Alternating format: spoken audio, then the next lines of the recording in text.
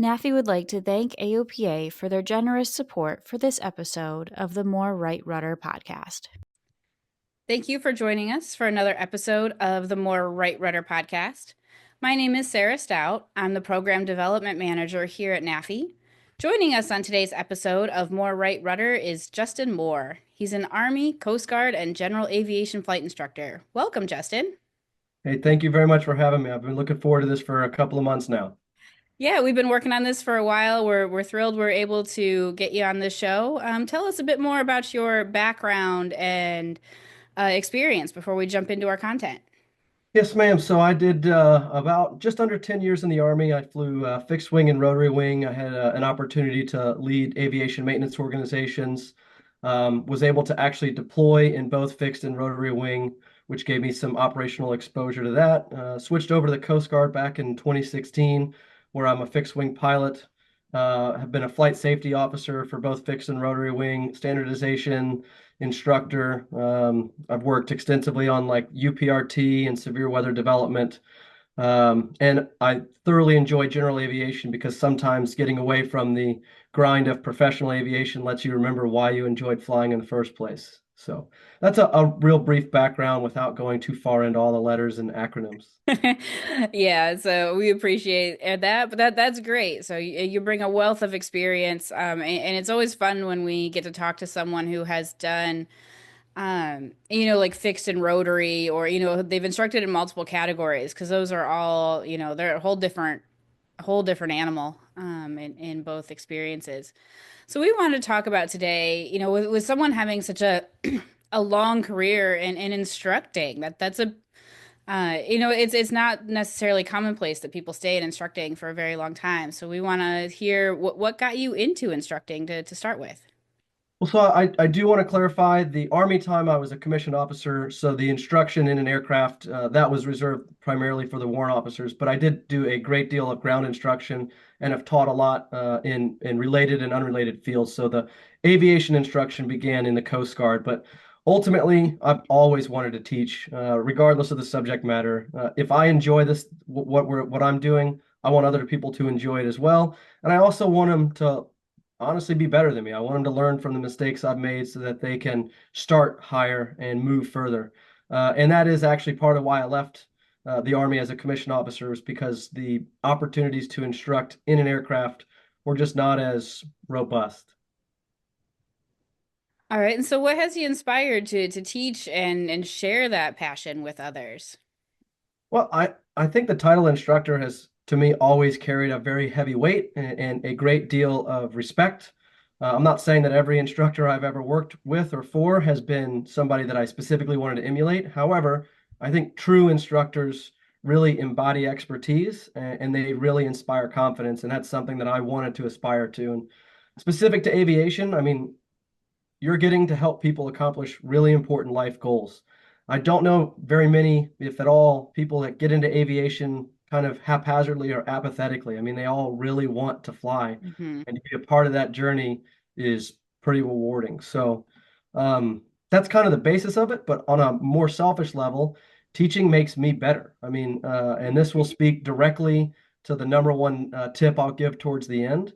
And there's a quote by Bach, I believe, who that basically says, "We teach best what we most need to learn." And there was a lot of things early in my aviation career that I did not understand, or that I misunderstood, or that I didn't even know I should know about. And being responsible for bringing other people along forces me to really become the best as an aviator that I can be, and then also the best as an instructor, because there are incredible pilots that I don't necessarily think teach well, and there are incredible teachers that may not necessarily be the best stick skills, but working to be the best at both, I think keeps you on your toes the whole time. All right. So Justin, through your experience, you put together for us a list of your kind of 5 tips for flight instructors. And so we were curious in these because you're a flight instructor who has a lot of experience in those, higher performance, more demanding realms. And so those lessons that can be learned from those and applied to, light general aviation, those can be really valuable for us because we may not have the opportunity to learn those lessons in the same ways. So what are those tips you'd like to share with us? I think it's a really good point to that. Trying to distill down everything into five is tough. So I will lead with my absolute number one piece of advice to a brand new student or an instructor with decades of experience is that you need to be a lifelong learner. There is no way around it. If you stop learning when you become a certified flight instructor, you are never going to get any better, and your students will never get past the point where you are then. So I will say this is an expression I use quite often. To become a really, really academically well-rounded aviator is not hard. It is very time consuming. It can be overwhelming. And I think one of the hazardous attitudes that doesn't really get enough recognition is the kind of indifference, right? Like Mm, I just give up. And I think a lot of us believe that in the heat of the moment that somebody just is resigned, resignation, sorry. And that's not really the case. I see most resignation to be outside of the aircraft, a sense of being overwhelmed by everything there is to know about aviation. So you just don't try. And I think one of the easiest ways to really attack that and become a lifelong learner is to just create a very simple schedule. My schedule can be a lot more aggressive because this is my daily job, but it can be something as simple as once a month or once a quarter, I'm going to reread some aspect of the AIM, or I'm going to pick up a new professionally developing book, or I'm going to actively engage in the Wings program for 3 sessions, right? It doesn't really matter, but if you don't set a schedule, it's very easy for life to get into the way of your lifelong learning, and you owe that to yourself, and you, more importantly, owe it to your students. So that's one of the most important things I think that most of us, I wouldn't say fail at, but we just don't consider because everything to get to CFI is laid out, right? We have all of the mhm. different levels. We have the ACS, we have the PTS, we have the ground study instruction, we have incredible online resources now. And then you get it, and it's like, okay, go out and teach. Right. And Good luck. so yeah, exactly. Good luck. And if you're not a part of professional organizations like NAFI, if you're not actively pursuing this knowledge, nothing will structure your lifelong learning for you. And it's very easy to become comfortable in what you already know, and then your bubble doesn't expand. So Hmm. um, that is probably the first and most important thing, whether you're a brand new student or you're a brand new instructor or you've been doing it for a very long time. And actually, if you've been teaching for a long time, becoming a student in something else, maybe not even aviation, can help you reconnect with your students who are beginning their aviation journey because we take for granted everything we know. And sometimes we just need to be a student in a subject and go, wow, okay, this is what it feels like to be completely baseline and rely on somebody else to help me make that progress. Hmm. Yeah, and continuing that learning is also a good, professional development opportunity as well. And it can be a lot of fun. So like for me, I had been a flight instructor for gosh, I want to say like 3 years before I got my high performance endorsement. And so I signed up for the Civil Air Patrol and started flying their 182. They wanted Heck an yeah, instructor pilot. I had a lot of Cessna time. I had a lot of G1000 time, but it was all in 172s. And they're like, well, and at the time I'm old enough, I did my commercial in an Arrow. I needed that single engine retract. Um, but those were 200 horsepower, so we couldn't use hmm, them for high performance. And so yeah, for me it was a fun challenge to get out there, to learn a new airplane, to get the high performance endorsement, and learn some of the other activities that they do. And certainly as a flight instructor, learning different makes and models is great because that can open up your door to more customers 100%. and as well. And certainly, as you get, especially if you progress into higher performance aircraft, tips like yours, like getting back into AIM or looking at those weather resources or things like that that may all of a sudden become more relevant if you're in a more capable IFR aircraft. I eventually Absolutely. progressed into a flight into no and icing aircraft. And so we were up in the flight levels and we had to know this stuff. And it's different than when you're in a 172 Absolutely. and you look at it and just go, nope. So, all right, let's go on to your next tip.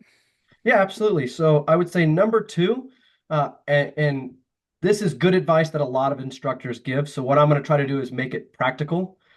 is knowing your student, right? And right off the bat, I think we get a sense of a gimmick with Maslow's hierarchy of needs. We're like, oh yeah, we're expected to know that, but like whatever. And the reality is that Maslow's hierarchy of needs is essential to understanding what's going on in your student's mind at any given time. And it's also important to recognize that it's not linear. You might have a student who yesterday was really focused on being the best they can be to get this new endorsement or a new sign off or to take a test. And something might have changed in their life.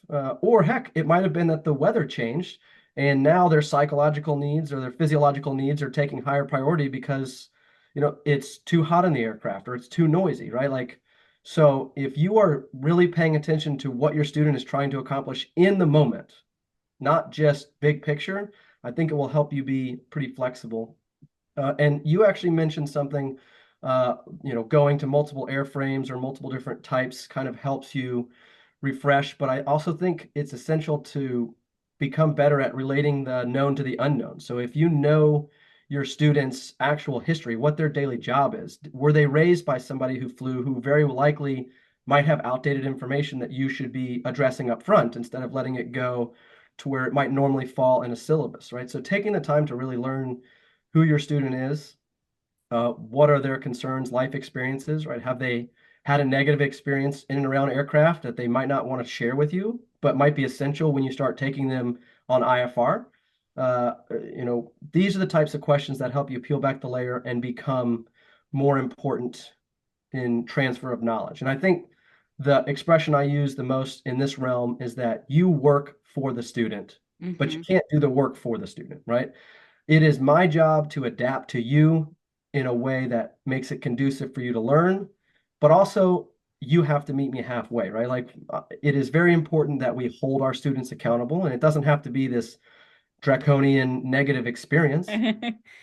Sometimes it can be something as simple as, hey, I want you to brief me the weather for tomorrow's flight. And then if they show up unprepared, we can go, hey, look, what if I had been somebody who was not a flight instructor that you were taking flying? How would you feel about the weather we're actually going to experience today, and how you might have been better prepared, right? So, um, but yeah, we definitely work for our students.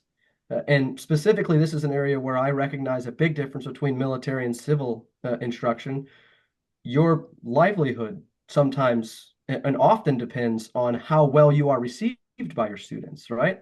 There are interactions I can have with a military student that can be much more direct and get to the point in a way that is maybe less concerned with, is this person going to come back to me tomorrow, right? Like if Justin's not the instructor people like, Sarah's going to get all my business, right? So um, I think it's an interesting challenge that the civilian side has that maybe the military doesn't often concern itself with. And that's not to excuse military instructors and say that they should be gruff and to the point. But ultimately, I can be gruff and to the point, and I know that you still work in my unit. You're still going to come to me Yeah.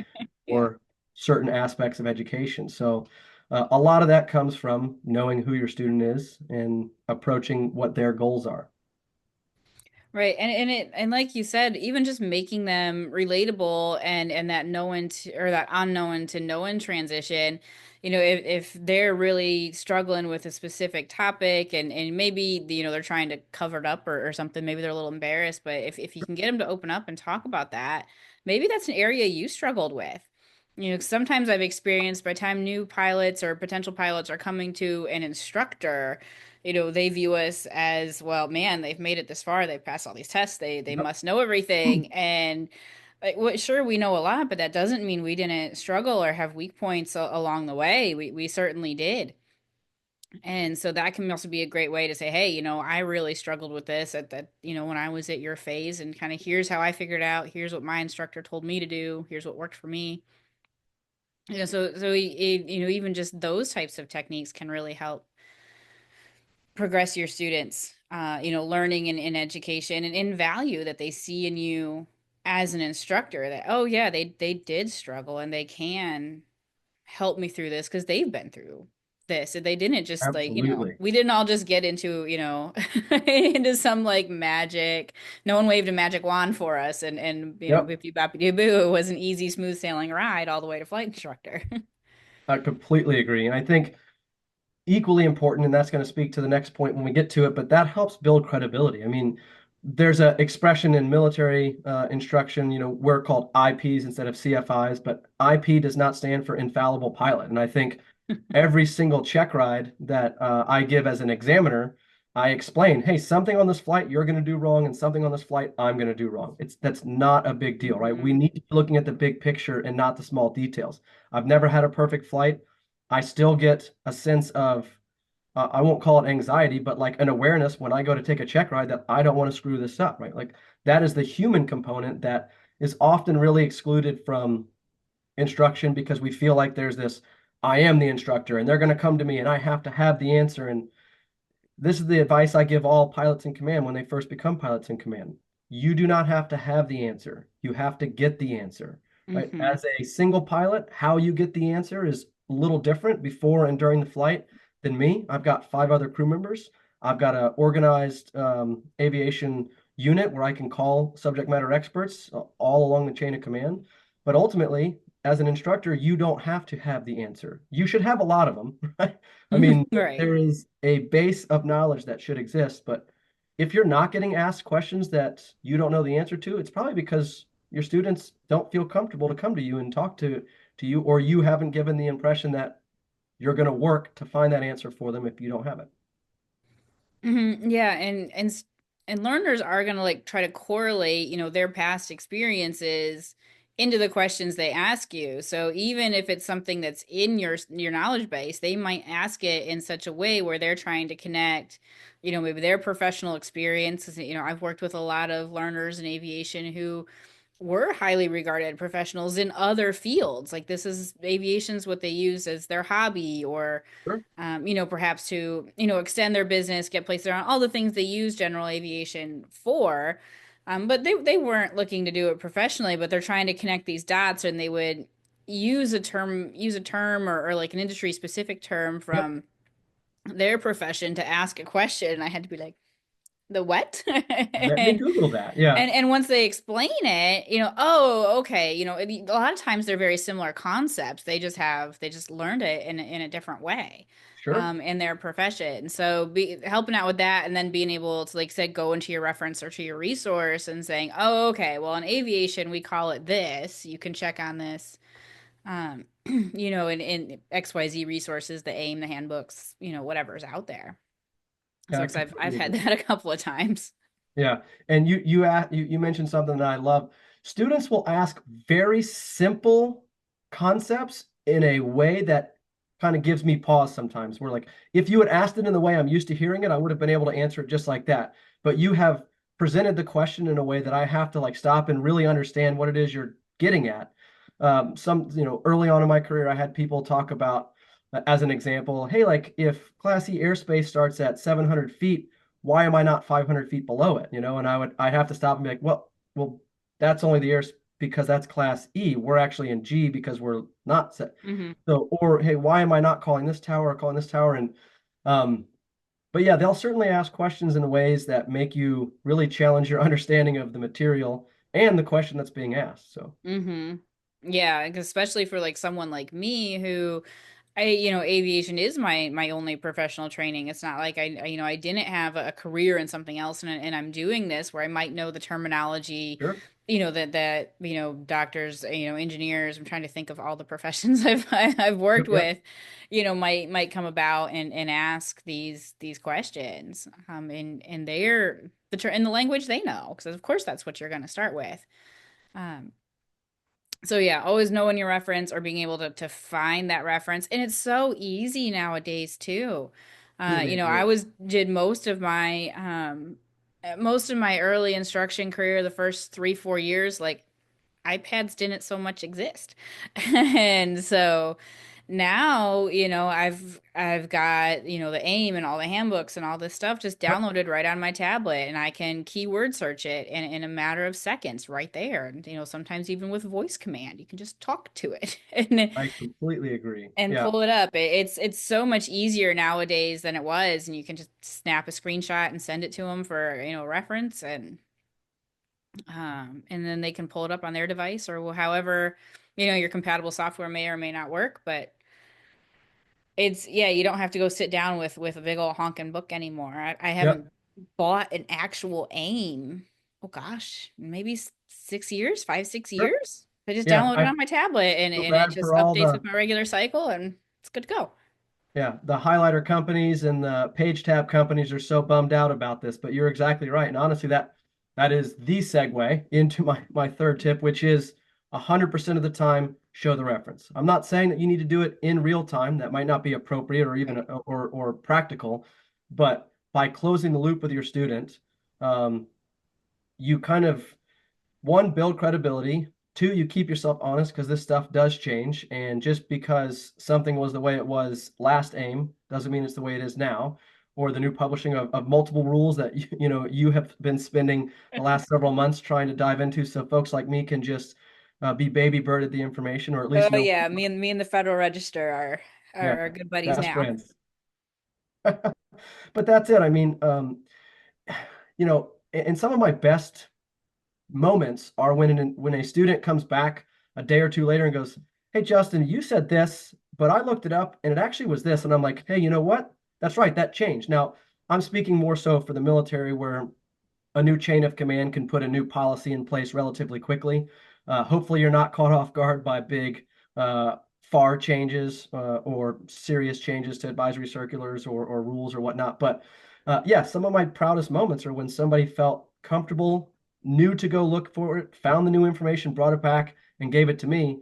And I tell everybody, you don't have to like being wrong, but you have to appreciate that being wrong makes you better because now I have the right information. I will not do that for another student. So finding that reference and showing it to them is essential and equally important, especially in the era of the modern social media instructor or Mhm. aviation influencer, right? Teaching people to investigate the information instead of just consume it protects them against somebody's bad information. If I'm always hardwired to look something up, maybe my favorite social media influencer says something that hair on the back of my neck stands up and I go, I think that conflicts with X, Y, or Z over here. And in that process, I'm reinforcing how to become a lifelong learner. So, Mhm. Sarah, you hit the nail on the head. That reference, and especially with our ability to do that with taking screenshots of stuff that you know is going to come up, right? Certain maneuvers, it's great to have that picture. Certain rules, it's great to have that picture or a bookmark. But yeah, it's a great time to be an instructor in the digital age, but you're also now responsible for curating the knowledge your students get because they can get it from so many different sources that might not be as vetted or reputable. Right. And even if they are like vetted and reputable and good sources, that doesn't mean like their information might not be old. I mean, as of what, just a handful of days ago, like the CFI signature has changed. Now it's going to look the same for a lot of CFIs, until they move off their CFI certificate with an expiration date. But if they were looking at a video that, even one of our very reputable flight training Ooh, providers, yep, larger national providers or training companies put out there that's 4 years old, it might say this is how you do it. yep, And unless they and it's hard to keep up with that type of that might just be one sentence in a larger much larger context video or something like that. And so it's still very easy, even from these great reputable sources that I would absolutely send people to, that sure, stuff might still be out there. So yeah, I've always had to tell people, especially when they've picked out like their EFB, I mean like don't go to like Joe the pilot's, yep, four flight YouTube channel. Go to four flights yeah. YouTube channel. There is And a even reason. then, we say, watch the most recent stuff because especially anything technology based, whether it's your EFB or avionics, anything like that, that technology advances so quickly. You really Oh got to yeah, make sure because YouTube doesn't care. It's like, hey, a lot of people like this video 3 years ago, so keep showing it. Yeah, right, it's and gonna keep it's popping it a up. great point. Yeah, not YouTube, sorry, ForeFlight, I think releases 11 updates a year. So almost every month, I think they take December off, right? That is a lot of stuff that could be Yeah. changing behind the scenes, and it might still be presented in a way that you're familiar with. So through negative habit transfer, you could find yourself making decisions based off of old information. So yeah, Hmm. and that is why that and lifelong learning are so closely related in my mind. Yeah, and that lifelong learning might be, sitting down, I get those, gosh, like I said, probably once a month emails from ForeFlight, check out the new features. So like Yep. sit down with those and push those buttons. And there's a good chance not all of it's going to apply to you. So it's not going to be as onerous as it looks like. So some of it I see, there's updates to military applications or like the jet performance stuff. And so not all of it will apply to everything will apply to what you're doing, but it's still good to Sure. make sure you're aware of what you are doing and those changes. Completely agree. Yeah. All right, so let's move on to our next tip that you have, Sure. Yeah. incorporating the why behind the what. Yeah, this is a real Simon Sinek statement, right? So, we all understand that like adult learners really want to understand what the purpose is, and I would hope everybody would really want to understand why they're doing what they're doing. And this is going to speak directly to something that I love to talk about and could maybe be a future discussion, but incorporating the why speaks directly to the human-machine environment interaction, which is where all aviation operations occur, right? Right at the center of the human, the equipment, the environment, and the machine, right? So if I am always talking about why I'm doing something outside of just because it's a check ride maneuver, it is a whole lot easier for students to invest in the here and now and accept that what they might be wanting to do later is coming and that this is an essential component. One of the things that I share about my own personal experience was basic instrument flying in Army flight school was the most boring experience I've ever had in aviation. And it is the only time that I genuinely was like, I don't think I want to be a pilot if this is what I'm doing. Fast forward a couple of weeks to actually doing instrument flying, and it's clearly the most essential component. If I do not Hmm. have basic instrument skills, the rest of instrument flying is going to be right only because I'm getting lucky. So, um, and certain maneuvers that you don't see a practicality for might seriously be airmanship related. And one of the expressions I often use is you need to think of this as like going to the gym, right? We're working out certain muscles that you don't see Super Bowl players doing mule kicks on the field, right? That is a very isolated exercise that takes place in a gym. However, that muscle group in combination with the environment and the situation is being put in place all the time, right? The teams don't win the Super Bowl by not practicing the fundamentals in isolation. Now they've also got a scrimmage and do the regular season too, but so sometimes when we see certain maneuvers or certain academic topics, it's easy for us to go, I'm not really interested in that. I really want to get past it. Not understanding that that is an essential kind of milestone to overall correlation, which of course is kind of the ultimate goal. So, and it doesn't always have to be this is going to keep you alive, right? Hmm. I am very guilty of this from my perspective as a flight safety officer and a UPRT program developer and a severe weather program developer and a CRM, you know, uh, team member, right? So it is very easy for me to default to, well, this got a crew in trouble or this got a pilot in trouble. Sometimes that is the bottom line, but often it can be something like, hey, turns around a point. If you're going to fly and you're going to run a photography business, if you don't have that down, you're just not going to be as capable as you could, right? Short field landings may help somebody be like, oh, you want to be a bush pilot? Well, you're not going to be a successful bush pilot if we don't nail this fundamental private pilot single engine land component, right? So just taking the time to help them see the bigger picture. And it doesn't need to be a big conversation, right? Every one of these topics could be a thesis for a PhD student. Hmm. Sometimes it just needs to be, hey, I promise we're going to get there, and this is an important stop along the way. But if we don't master it, it's going to be way harder to perform the way that you want with X, Y, or Z down the road. Hmm. I had to chuckle a little bit at your photography because I used to fly aerial photography, Okay, and cool. in a 172 I would fly from the right seat. The photographer would sit in the left seat, and I did not love eights on pylons in my in my commercial Nope. training. Like I appreciated it for understanding the the wind and the Sure. finesse of the control. Like okay, fine, I'm on board with that. And then years later, I'm assigned this photography gig and it's we took a lot of pictures like in the town, but then we also, he had this particular photographer had a contract with a grain bin manufacturer. And so we would fly all over. And so there Oh, you yeah. are out there, 3,000 feet, and you've got to keep this photographer with the camera on the side of the Yep. 172 and keep the airplane out of the way, flying circles around grain bins. And so that was all the same fundamental concepts as eights on. Yeah, completely agree. And I think it's cool how you found yourself relying on it years later. And that's an important aspect of instruction is letting people know, hey, you might not use this for several weeks, months, or years. However, when you do need it, it will be there for you if we really ingrain it early on. And one thing I do see instructors across all walks of life do is sometimes they'll marginalize a task. Oh, this is on the check ride. That's why we're doing it. The ACS says so. The PTS says so. And I think that immediately removes some investment from a student. And it might be because the instructor doesn't understand, or it might be because the instructor understands very well and genuinely believes it's really not practically applicable. Mm-hmm. But that's just their experience. There are many other ways aviation can manifest for someone in their career. And just because a CFI didn't experience the utility of a ACS maneuver doesn't mean that the FAA, in consult with industry experts, wasn't like, no, let's put this in here for a very good reason. Right. Um, When I was doing my commercial training, no one explained to me that this is what you're gonna, if you ever fly yep, aerial photography, this is what you do.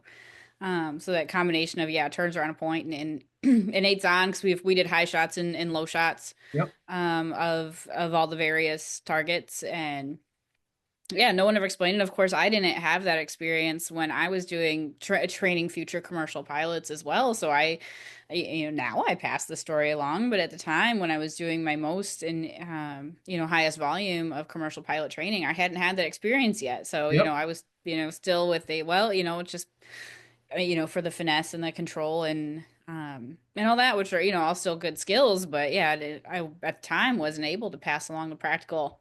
Well, someday Sure. you might find yourself in nowhere, Minnesota, flying circles around a grain bin. Yeah, no, and that is why having those professional organizations like NAFI to supplement the experience that a CFI has had to go, hey, when you're teaching this, remember to X, Y, or Z, like you're a force multiplier, right? That's kind of the Hmm. whole idea of professional organizations is that not every CFI should relearn everything every other CFI has learned for themselves. Sometimes we Right. can cross-level that knowledge. Yeah, and that's what we do is so much in aviation is trying to learn from each other. And Mhm. unfortunately we highlight that a lot, with the accident record, but we really should be doing it with everything, even down to, Sure. here's my story flying circles around grain bins. Yeah. Yeah. I And completely agree. all right, so we had one last tip here about techniques and in our cost benefit analysis for those. Absolutely. So I will start off by saying everybody teaches the way they teach or what they teach because they believe it's best. I don't know anybody who would intentionally teach something unless they're being made to by an organization, right? Who would teach something to a student that they're like, this is a crappy way to do it. I'm not going to teach you the better way, right? Like that's just not how we work. The point I want to make with that is that our techniques are what we think is best. So what we owe student is a cost benefit analysis, right? The standard is what we are held to. A technique is a way to accomplish that. So the Mhm. ACS, we look at this is the standard. Can you perform the maneuver this way? The technique is how that student or that applicant is approaching meeting that standard. If an instructor is not going out of their way to give a cost benefit analysis, being like, hey, you chose to do this, it reached the objective, but it exposed us to an increased risk because of X, Y, or Z. Or this is an excellent technique. However, if you're faced with this type of aircraft or this type of wind conditions, I would not use this technique. Then what we're doing is we're setting up a student to almost just mimic us, right? What we really want to develop is a judgment and a decision making, which of course takes time. And initially they do need to just mimic us, right? Mhm. But if we are not arming them with the when we would and wouldn't use a certain technique, then they're going to use something that might have worked 99% of the time in a situation where every one of us would have gone, no, that's the completely wrong thing to do. You're gonna, blow your engine out, or you're gonna, pop a wheel, or you're gonna put yourself in a position where, now you're inadvertent IMC. So what we owe is a deep understanding of the techniques we teach so that we can help students ultimately make their own decision. Because when we're not in the aircraft, they're going to fly the airplane the way they want to. Our Mhm. goal is to get them to fly it an acceptable way, not the acceptable way. Like there's very few things that are definitively the acceptable way. Survive the flight is the acceptable way. There are lots of ways that we can accomplish that. So, um, But yeah, I think clearly delineating what we consider to be our best technique for accomplishing a standard from what the student needs to do is important. And sometimes this is best accomplished through like team teaching, right? Maybe I have a primary student and they've gotten through a series of evolutions, and I'm like, hey, Sarah, one, I think you're better at mountain flying than me. And two, I just want a different look at the student. Can you take this student on a mountain flight or two to just help top off their knowledge and then also validate my technique or present them with another technique they haven't seen? And that's one of the major benefits of military aviation is the fact that we have a wardroom or a unit filled with a great deal of diverse opinions and experiences. And by virtue of the way scheduling works, you're going to fly with different instructors pretty regularly. Mm-hmm. Whereas in the civilian world, you might find a CFI that you love and you do your private pilot with them. And then you come back and you're like, I love them. I'm going to do my instrument with them. And then you go, you know what? Let's do my commercial. And it's all with this instructor because you really enjoy them. They work well for you and they're able to meet the standard. But you're really getting one perspective, maybe a few other perspectives of whoever that instructor has had. But it's really easy to get locked into our techniques and thinking that they're the only way of doing things, and that's really not the case. Yeah, see, when I'm working with flight instructors, I always like to kind of push that value of having that second opinion. So like even Mhm. in the Part 61 world, doing those stage checks, Yep. even if it is just a flight with another instructor and it's not, any sort of formal evaluation, it can get that second opinion. It can get that learner an opportunity to ask questions, and even being having that a willingness of instructors to talk about, hey, this student's really struggling, like, I've used this technique with the past Hmm. 2, 3 people and they've been great, but this individual, I just can't get over this plateau. And so that's another great time. And if you're talking with other instructors and sharing that information, maybe another instructor can say, hey, try this, or they can Yep. just go up on a flight with someone, because it's been my experience, and I know others have had it, where their learner goes out, or they're the instructor who goes out with someone else's learner, and then all of a sudden it clicks. Like, well, I'm like, I don't know, I Yep. said the same thing you said, and my voice is a little bit higher pitched, and maybe that's all it took. I don't know. Yeah.